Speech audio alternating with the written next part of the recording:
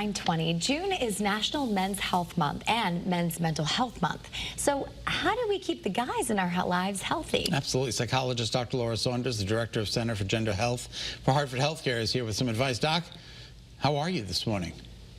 I am well. Hello, friends. Happy Thursday. And yes, I love to highlight these awareness months or awareness weeks, because that's exactly what they're intended for. They're intended to bring attention to an issue. So men's health and men's mental health, super important. And what we know from some of the statistics is that they tend to neglect their health and their mental health. Now, see, and I thought women tended to neglect their health because they're just like, oh, it's just a pain and it'll go away and I got my family to take care of and I'm too busy. But you say men are worse. Well, I think that's an example of women experiencing grit and being tough. Yeah. However, if it persists, then they go to a doctor. What we know is that men 15 to 65 are much less likely to have a primary care provider. Really, honestly, anyone in adulthood needs to have a primary care provider. Right. So get yourself a primary care provider. We know the mortality rate is higher for men, and some of the top 5 or 10 leading causes of death, cancer, heart disease, stroke, diabetes. So we need the men in our lives to get their regular health screenings, take care of themselves, and address mental health, because there's no quality of life without mental health. And it's so interesting that you say that, because I think that there's such a stigma for men 100% about seeking out something such as mental health services. Yes. I think women, we do try and, be tough and grin and bear it. And I think that what you were pointing out, the self-care kind of goes out the window. The women are, in a traditional household, the schedulers, right? We're always constantly trying to make sure everyone has their appointments, everyone's all set. We're the last ones to actually take care of ourselves. But I think if we realize we need to go to the doctor, we will. With the men, and I think also women are more open to talking about issues, but it seems that men just feel like, no, I gotta be a man and tough and I can't talk about my feelings because that's not manly, right?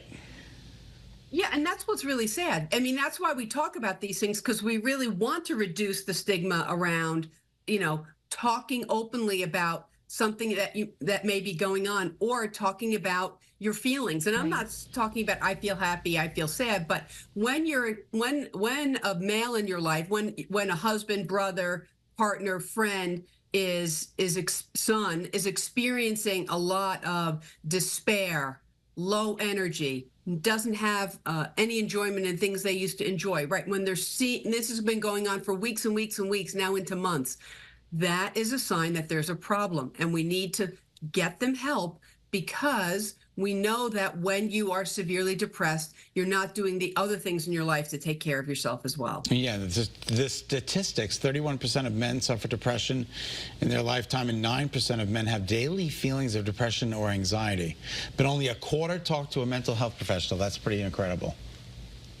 Right, and right, we don't need every single person to talk to a mental health professional. We don't have enough time in our schedules for that. However, but you need to be open and acknowledge. You need to talk to your primary care doctor. You need to talk to your spouse or your friend or your partner. You need to be open about these things, because honestly, it's the identification and the acknowledgement that there's a problem. That's the first step.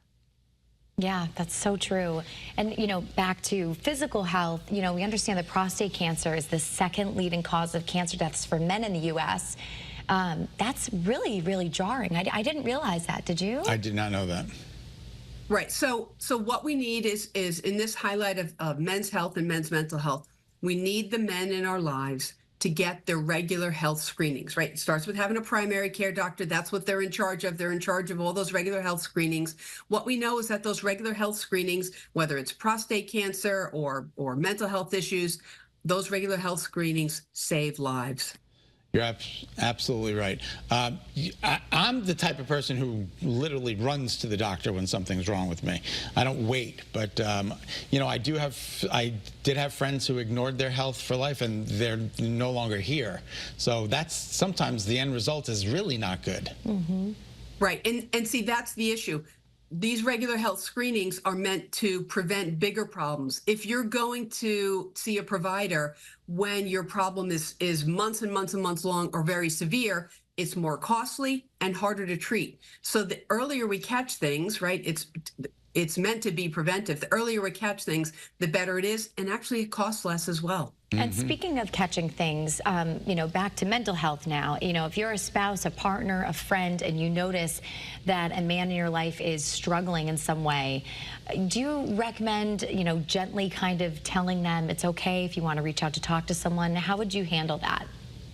Yeah, so I always start with an I statement in those situations, like, I'm really worried about you. You just haven't seemed like yourself in a long time. Or I haven't seen you, I've offered to go out for coffee with you a few times and you haven't wanted to do it. And that's not like you, right? To really offer what you observe or how you feel or what you're concerned about from a place of caring. But an I statement is always a better way to do that, instead of like, you're not doing things right, or you're not yourself. No one responsible to that. They just get defensive.